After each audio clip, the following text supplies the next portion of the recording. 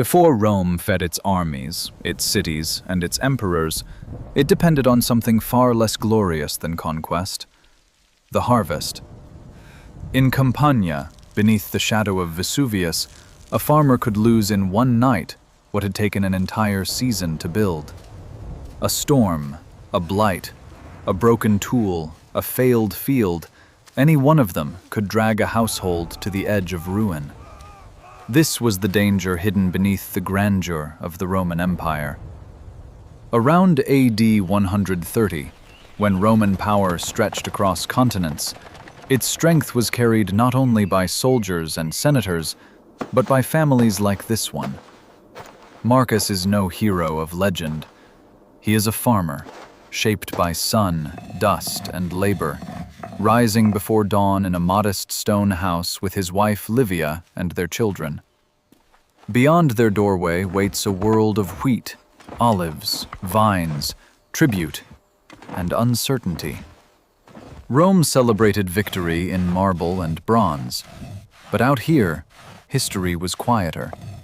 It lived in the soil, in the weather, and in the stubborn will to survive one more day before dawn demanded everything again from human hands. Marcus was born far from Rome's marble grandeur, into a life measured not by ambition, but by weather, soil, and endurance. His father had been a farmer before him, and from childhood he learned that the land offered nothing freely. Every skill had to be earned. How to read the sky before a storm, how to mend a cracked plow, how to judge when seed was worth risking in dry ground. Livia came from the same hard world, where survival depended on quiet discipline and hands that never rested. Their marriage was not built on luxury, but on labor shared in silence, season after season. Now, those same lessons begin to pass to Titus, still a boy, yet already old enough to carry water, lift seed, and watch his father with careful eyes. In rural Rome, childhood ended early. Before the sun had fully cleared the horizon, this family had already eaten, prepared their tools, and stepped into the ancient bargain that ruled their lives: work without certainty and hope without guarantee. Because hunger was never far away for people like them. With the sun rising higher over Campania, the day's true burden begins. This is the hour when Roman farming reveals its harshest truth. The land answers only to strength, patience, and repetition. Marcus leans into the plow, guiding the oxen through stubborn soil, while Titus follows behind, scattering seed with the care of someone already learning that waste can become hunger. Around them, every part of the farm demands attention. Olive trees must be shaken, vines must be cut back, tools must be sharpened, baskets repaired, water carried, animals watched. Nothing on a Roman farm stands still, and no task exists alone. Each movement is tied to the next, each mistake paid for later in the season. Yet within that labor, there is also inheritance. Titus watches his father's hands, his pace, his silences, and begins to understand what no lesson in words could fully teach: that a farmer's knowledge lives in the body before it ever reaches the tongue. Under the brightening sky, amid dust, leaves, and sweat, the boy is not merely helping. He is being shaped into the next man the land will claim. By midday, the beauty of Campania turns merciless. The sun rises hard above the fields, the air thickens, and every movement begins to cost the body more than it did at dawn. Marcus keeps working through wheat, vines, and olive trees, cutting weeds, checking storm damage, and measuring loss in silence. Even water feels brief here, swallowed almost as quickly as it is poured. Then, along the road, an overseer from the nearby estate appears, and with him comes the unspoken truth of rural Roman life. A farmer may labor from darkness to darkness, yet part of the harvest is never truly his. So Marcus returns to the threshing floor, where grain must be separated, chaff lifted, and every good kernel saved before evening. Titus works beside him, and soon Livia joins them, the whole family drawn into the same rhythm of dust, strain, and necessity. As the light begins to soften, their labor feels ancient, almost ritual. And more than ever, survival depends on what their hands can still preserve. By late afternoon, the day's labor reveals its true cost. What the family has saved from the fields must now be counted, loaded, stored, and surrendered.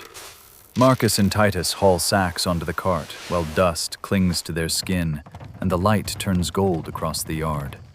Inside the house, Livia helps pour grain into clay jars, knowing each handful means food, seed, or survival in the months ahead.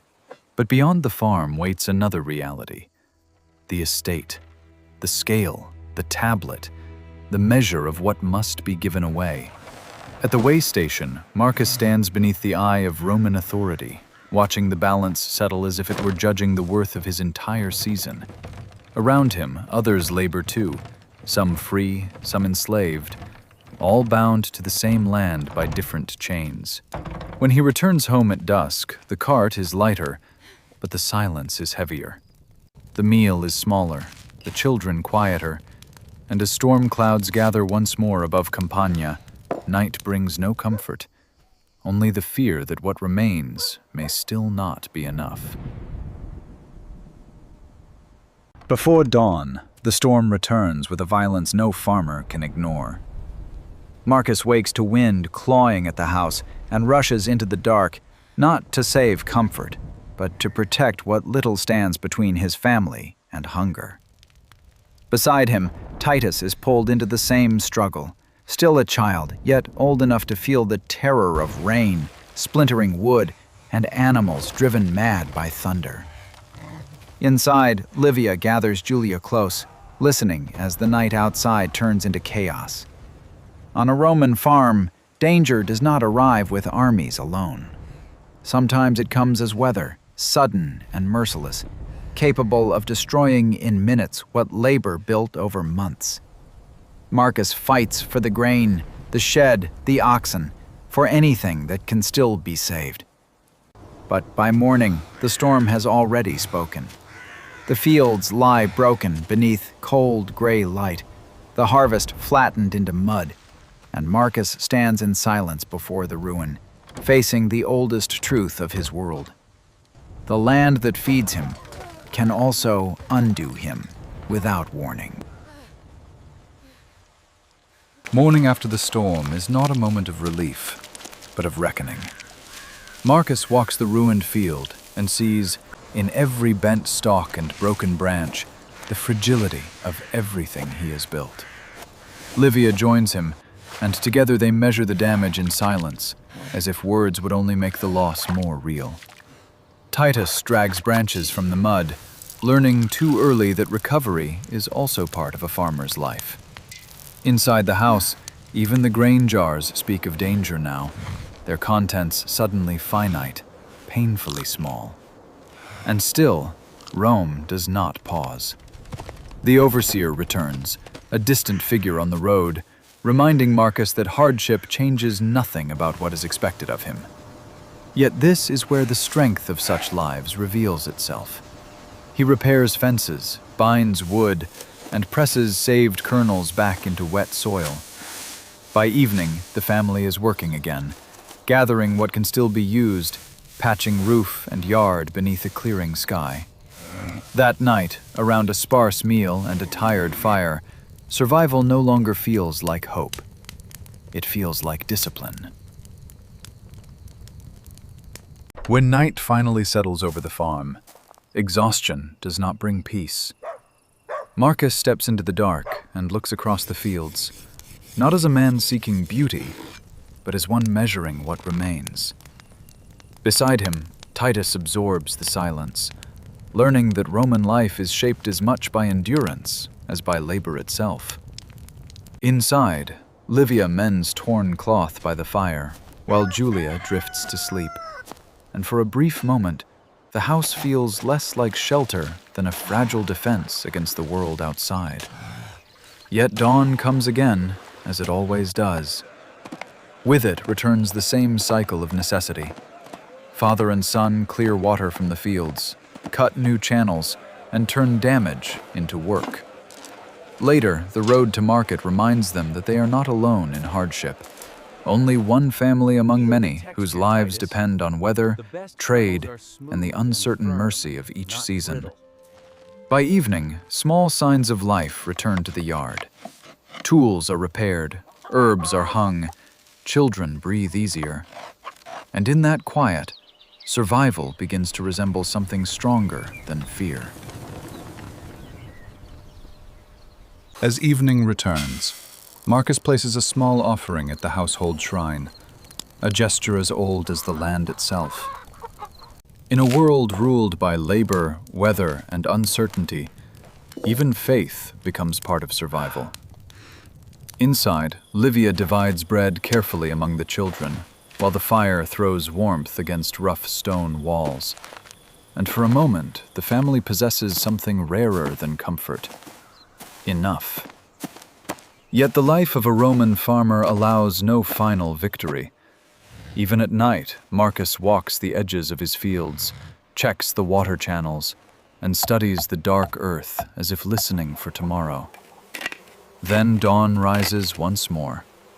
He and Titus return to the land together, laying straight furrows, pressing new seed into soil that has already tested them. Nearby, Livia and Julia rebuild the garden by hand. And as the camera lifts above the farm, the truth of their lives becomes clear.